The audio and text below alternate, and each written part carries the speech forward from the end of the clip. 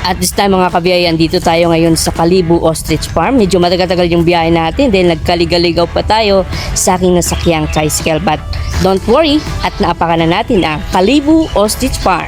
At no worries na, talagang papasukin na natin. Kaya kung hindi ka pa nakapag-subscribe, mag-subscribe ka na. This is Biyahe ni Johnsky. At dito tayo ngayon sa Kalibu Ostrich Farm. Tara, pasukin natin. Kalibu Ostrich Farm, located at Tigayon, Kalibu, Aklan.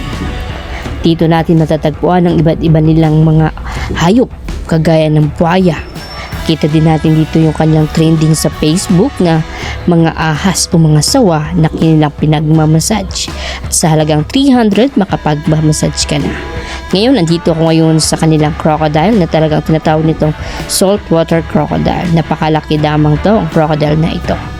Iikutin pa natin ng iikutin, makakahanap tayo ng iba't ibang mga klase ng hayop na dito lamang natin matatagpuan sa Kalibu Ostrich Park o Tigayon, Kalibu, Aklan.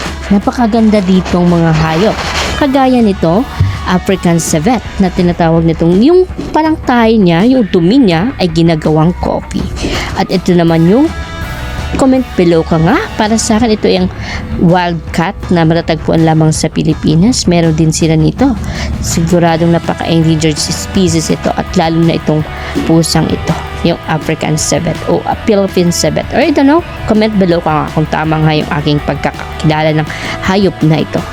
Kaya kung yan nga ba yung ginagawang coffee at itong parang pusa, parang I like it, the cat one. Yan, meron pa din silang mga kaparot, something iba-ibang mga hayop nandito na natin matatagpuan sa kanila lamang dito. At marami din dito silang ostrich, dahil ostrich of Kalibu, tawag dito nila. Kaya ikutin pa natin ang ikutin, kaya kung hindi ka pa nakapag-subscribe, mag-subscribe ka na and don't forget to hit the bell icon para lalo kang updated sa pag-aagal at pamamasyal. This is Biyahe ni Johnsky.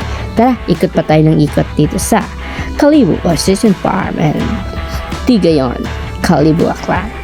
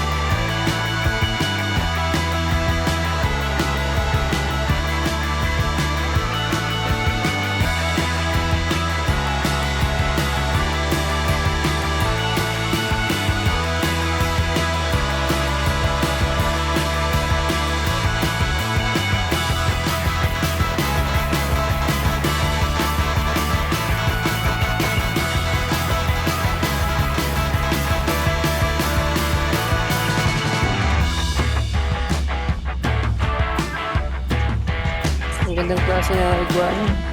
Dalawa yun sila na. Ang nagmamassage na yun.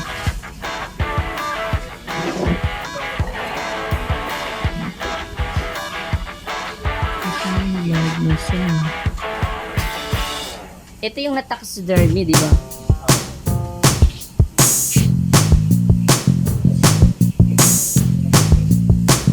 Ito na taxidermy din. Grabe, ano?